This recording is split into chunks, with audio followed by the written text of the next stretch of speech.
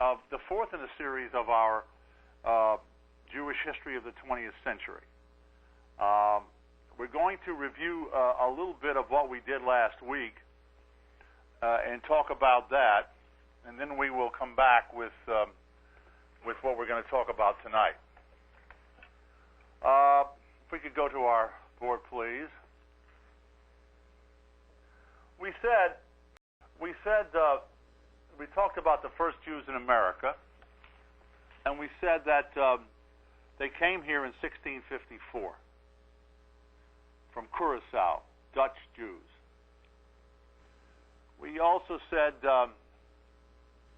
that we talked about the second immigration of Jews to America were the German Jews. The number of Jews in the U.S. the year is 1818 was 3,000. 1840, 15,000. It sounds like I'm selling Elias on Yom Kippur, doesn't it? 1840, 50,000, all right? 50,000. 1850, 50,000. And 1860, we have 1860, we had 150,000. The immigration is going to start to come higher soon because of a certain event that takes place in Eastern Europe. And the Jews at this time were an area, about an 800 to 1,000 mile area from the Black Sea to the Baltic, known as the Russian Pale of Settlement. Although in actuality, not all of this was Russia. Part of it was Moldavia, other parts, but it was administered by the Tsar, and it was the Russian Pale of Settlement. Do you come from Eastern European Jews? Yeah, right. Right. The Tsar was in there was a 25-year induction into the army. They used to have Reb David, my Rebbe, and he was in the Mir Yeshiva. When they would come, they would starve themselves. When the army would come to take for the Tsar, they would starve themselves for 3 or 4 weeks, so they should flunk the physical. I don't know what the kind of food they were given anyway, that on a good day they would have passed it, but for sure they flunked it because of that. The situation was in the Pale of Settlement. We talked about this. I'm just briefly going over what we said last week. It's an 800-mile area. If you come from Eastern Europe, the chances are very good that you come, 800 mile to 1,000 miles long, and it is very, very big, very, very wide area, as you can see here. Okay. So here we have the Russian Pale of Settlement, and then something is going to happen in 1881. The Jews are living in this mass ghetto. All right? And something happened in 1881.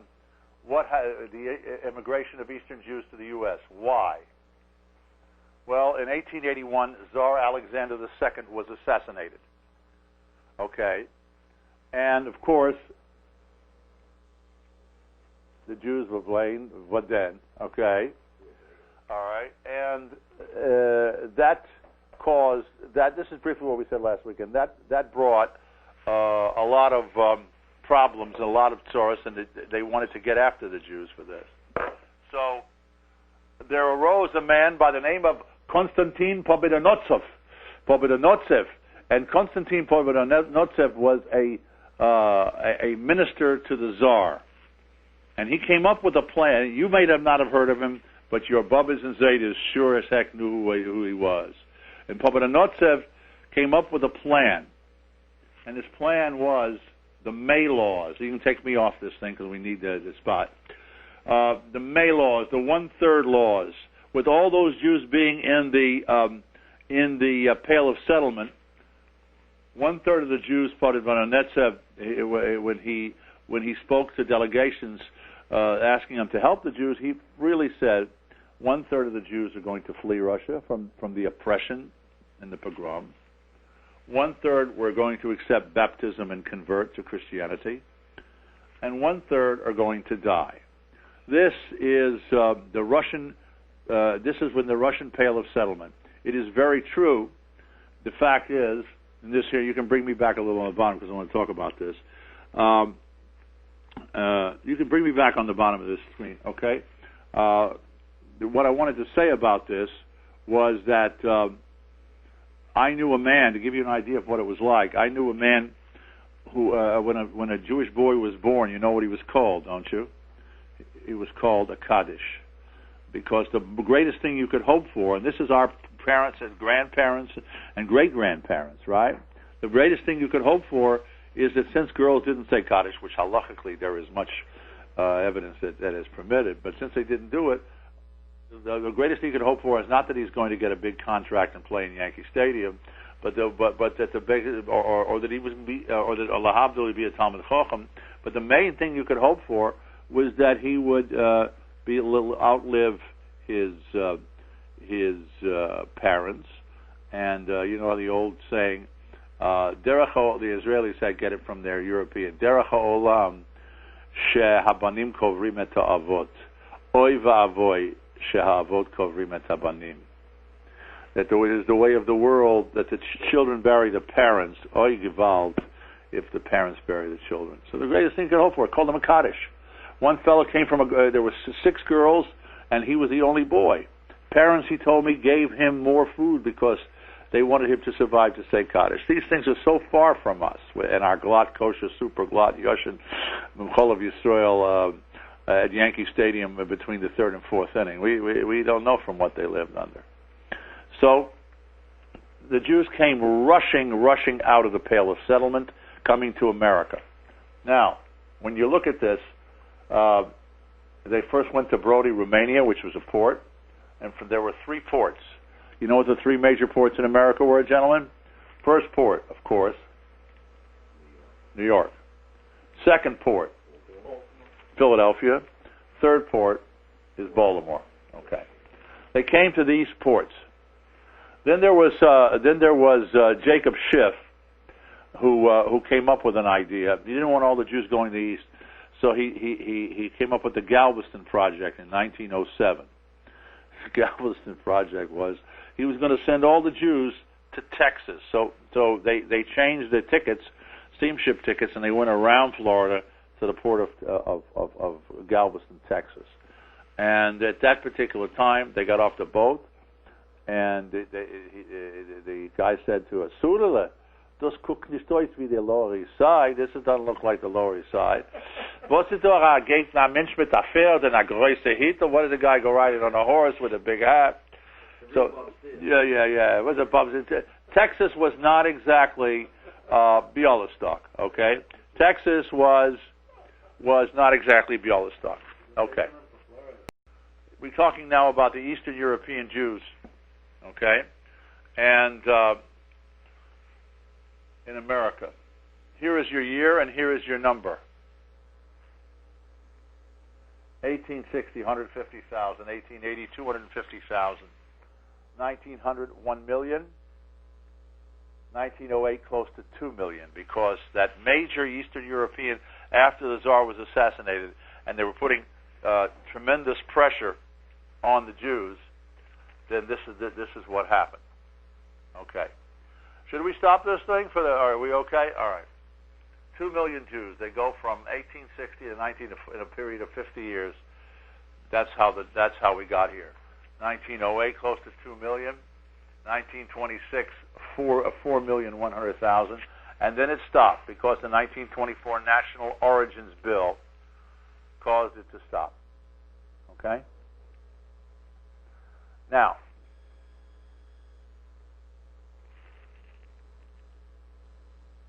we're going to talk a little bit about America. That's shot in Atlanta, Georgia in about 1909. The man's name is Leo Frank, and that's his bride. He was a Brooklyn Jew that came down to the National Pencil Factory. Okay, now don't forget, we're talking 1909, 1910. Pogroms are raging in Russia, and in America, Jews are trying to become established here as best they can. As best they can. And what happens is this. working at the National Pencil Factory in Atlanta. He was a college graduate, Leo Frank, and working there was he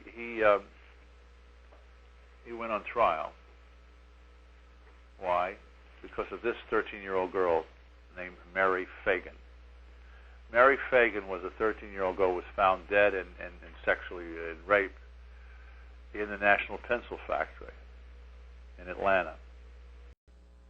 The Atlanta Constitution was very upset over the rape and murder of Mary Fagan, and this brought out a lot of animosity, a lot of problems, and they demanded justice. Frank was innocent.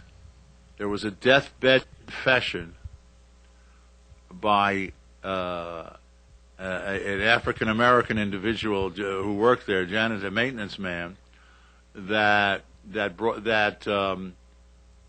caused this to happen. It was that to do. All right, so that was the problem. Okay, that was the issue, but Frank, the Brooklyn Jew, was blamed. And he came from came from whatever Atlanta was at the time. Whatever Atlanta was at the time, he came from the upper class of the people in Atlanta, and so he was after a trial, and there was tremendous pressure at the trial. You can bring it back to me.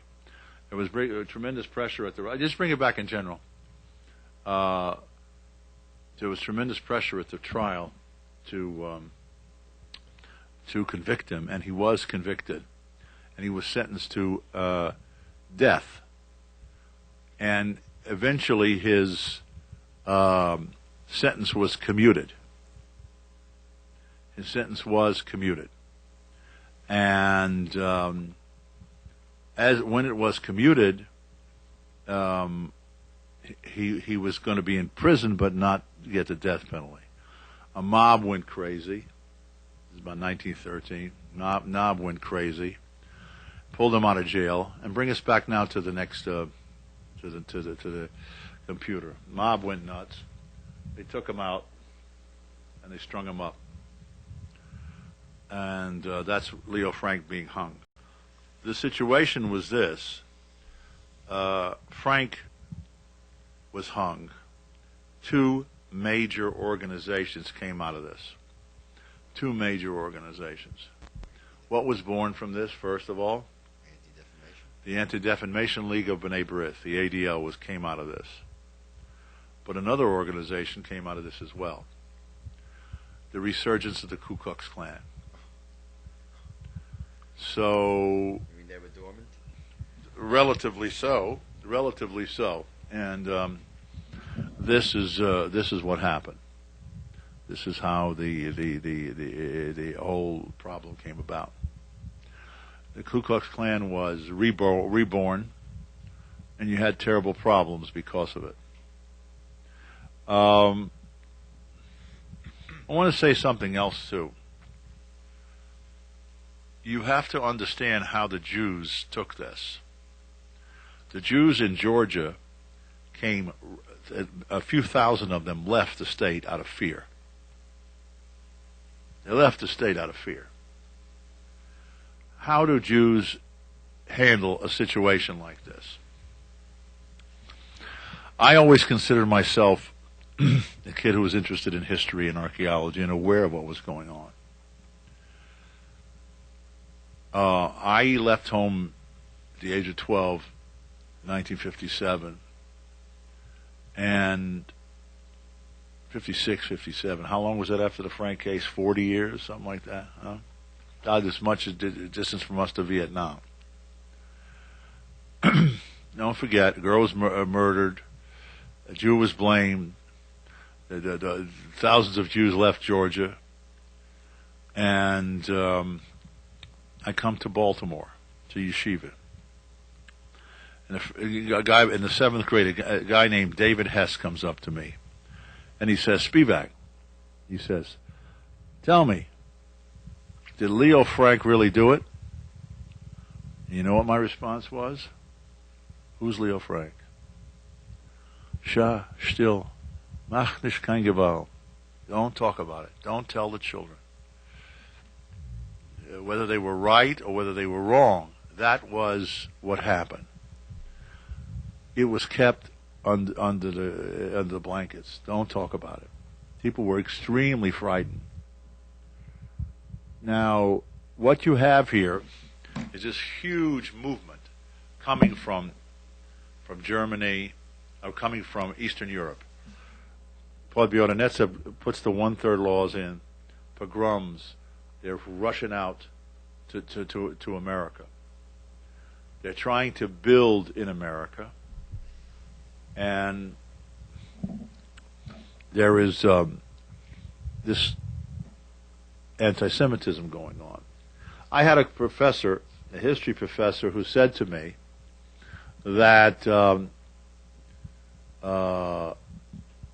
in actuality, if you took the what happened to the Jews before the 20th century and what happened after the 20th century is a very big difference. Anti-Semitism before the 20th century, he claimed, was based on the Jews having the allegation that the Jews killed the Christian Messiah. In this particular case, we have before the 20th century, the assumption is that Jews were hated because of the fact that they had killed the Christian Messiah, or the allegation was that was the case, which wasn't. After the 20th century, Jews are accused of hatred is because of a social group. Now, do you buy that? Barry, turn on your mic. Bring it right next to you when I talk. What do you mean by? I'll be right next to you. Can you pick Barry up? The social group, what are they contributing, what are they taking away from the society? What are they interfering with? Well, they have become immune to some of the dangers that are going on. Don't forget what's happening in Europe. Jews are left out of the guilds. They can't become professionals. They're not allowed to be lawyers, and only doctors when they're needed. They can't do professional things in many, many cases. So what does the Jew do? He builds international connections in business. Because in 1290 the Jews were kicked out of this country, and in 1340 they were kicked out of France, all the different places they were done. So the Jew has a network that protects him from certain economic downturns. He also has kashrus,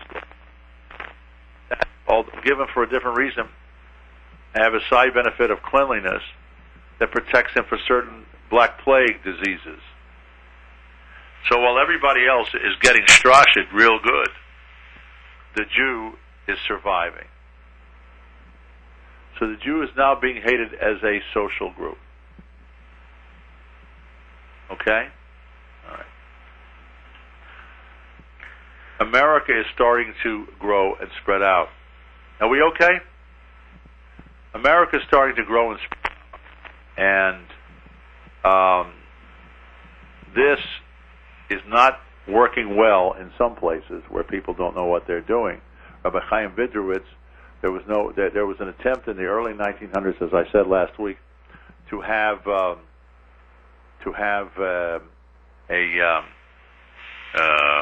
chief rabbi, which is Rabbi Yaakov Yosef, to have a chief rabbi of America.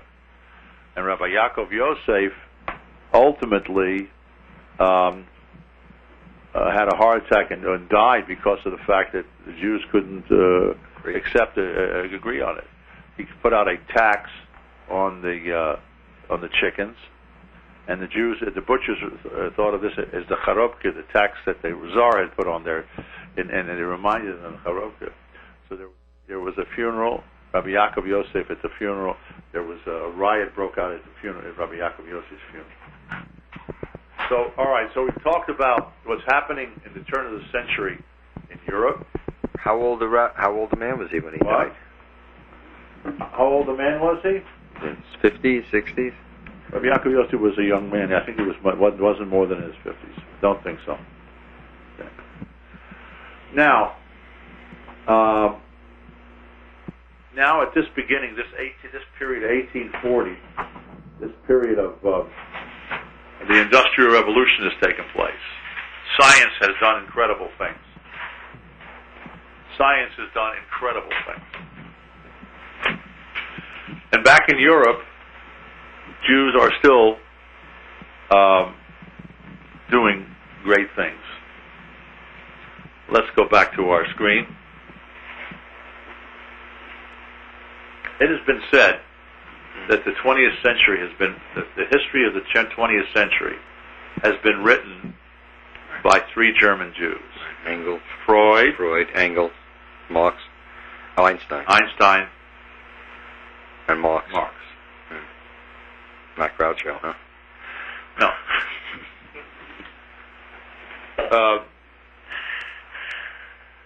It was, of course, Marx, the sociologist, told you how to get the people together, right? Freud, the psychiatrist, told you how to keep them happy. And if you messed up, well, you used Albert Einstein's bomb, and you started all over again.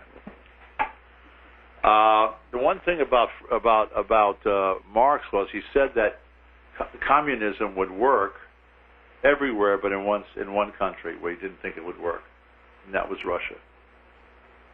He did not think it would work in Russia. It is a fact. We used to go during the days of remember the days of, you can bring me up on this, the days of the what do you call it? The days of the Amway.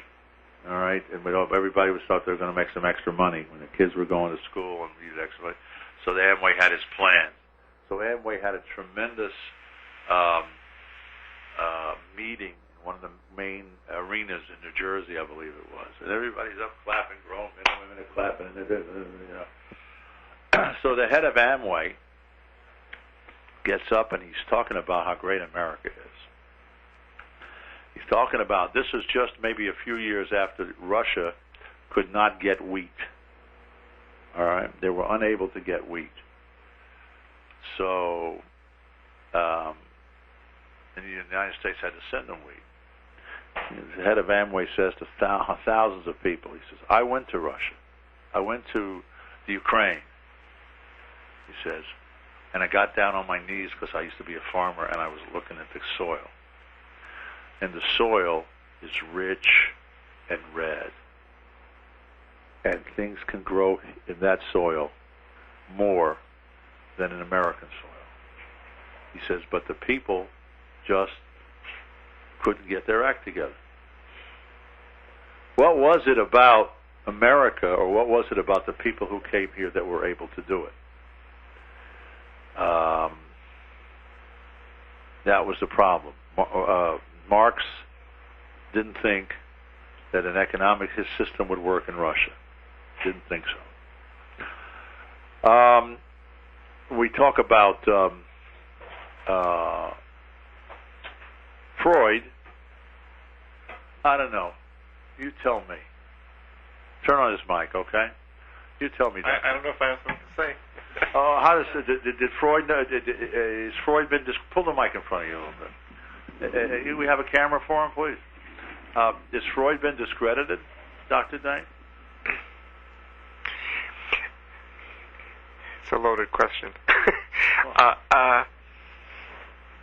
It used to be said, not that long ago, maybe 15 years ago, that Freud's theoretical formulations and his techniques were still very widely spread and vibrant on the two coasts, right? In the New York area and in California. You know, I think since then he has certainly fallen into less favor, and people practice his, quote him less so, and it's become less fashionable, certainly.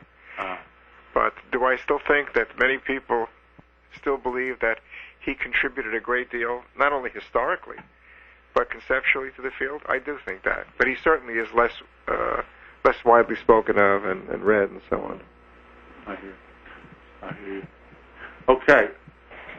I want to talk about Einstein too. If Einstein had to flee Freud, you have any thoughts on that? You go. Nothing. I want to talk about Einstein and his opposition to the bomb. What was his position, Einstein? He was brought to this country because he had to flee Germany, and yet when he fled Germany, the problem was he contributed to something that was a nuclear mess. Okay, and he was against it. Any thoughts? No. He said that if his theories were correct, the Germans will claim him as a German, and the French will say he's a citizen of the world. But if he's wrong, the French will say he's a German, and the German will say he's a Jew. His theories have been disproven since then. What? His theories have been disproven since then. Whose theories? Einstein's. Light is not the fastest thing we know of today. There are things that move at least 10 times the speed. Several things that were discovered. There were a lot of things that were updated since then. Quasars. Quasars. What goes faster than light now? What goes faster than light? I wouldn't remember off the top of my head. But there are things in space that move a lot faster than light. All right. Or quarks. Okay. I want to talk about one other German Jew before we close it tonight. I want to talk about one other German Jew here. And if you bring that on the board, please. Okay. And that is this fellow. You know who he is? This is Walter Radnot.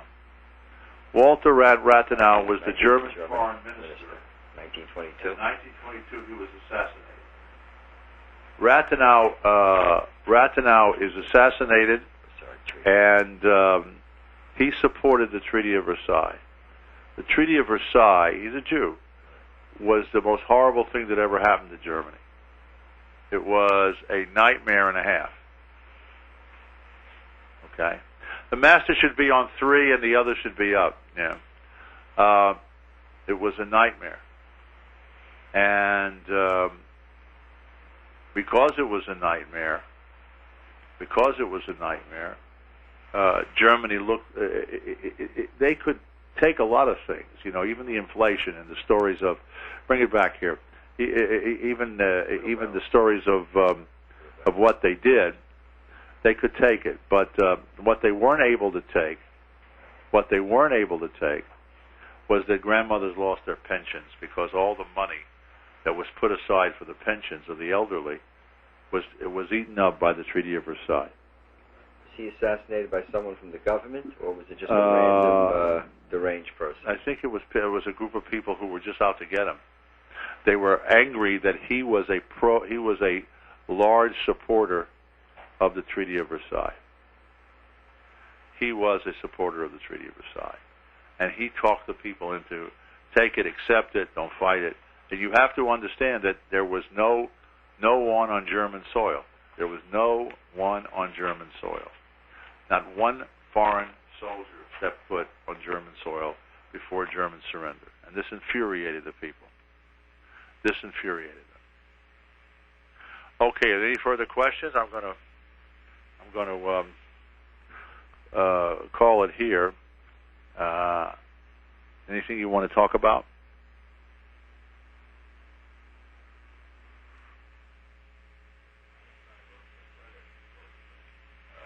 Danger of the potential for the nuclear weapon, that it was on his desk unopened, that he died, and he never read it. Well, we have tapes of him saying things. I don't know if they were recorded after the war. But this brings up the whole question that will reverberate throughout the 20th century. Do you make peace with people who are barbarians? The natural tendency is to make peace with barbarians, to try to extend peace to them. some people would rather die than make peace. My answer to the people who thought that the bomb, that Einstein's bomb, I'll call it Einstein's bomb, if it wasn't real, that we should not have bombed Hiroshima and Nagasaki, aside from the fact we lost 250 million American soldiers coming into, landing on the mainland of Japan. The prisoners of war of Wake Island were taken, there's a wonderful documentary on it, were taken to various, fought the Japanese Americans. And the ones that survived, they were spread out to all the camps, all the internment camps all over the place. And they said that the Japanese looked at them as the lowest life people on the face of the earth. Because why did they surrender? Surrender was not an option. You fight to the death. That was the whole idea of samurai, which means service in Japan. The whole idea was to death with honor. Probably the most, as bad as the Germans were, the Germans knew what it was to surrender in many cases. The Japanese did not. So people are not aware of this problem. We're going to talk about it. People are not aware. The idea that the Torah says, Lo sechaya kol neshama, don't let any of these people live.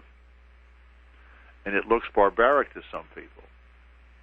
But there are people that do not have the values of life and death that we have. And if you say, how could that be? We brainwash our own children all the time. We brainwash our children to venerate grown men who hit a little white ball and run around in a circle. We tell them that their manhood depends on how far they can hit a baseball. And so the little boy's manhood is wrapped up in his athletics. And we get away with it. A society can teach people anything. Trying to get through to the Islamic, it's a different mentality. It's a different mentality. It's not the American mentality. Any questions before we go further? We will talk about how the communications industry, radio and television next week, how it grew in America, and how the storm was brewing in Europe, and how one affected the other. Thank you very much. That concludes what. This is JMC, the Jewish Media Channel.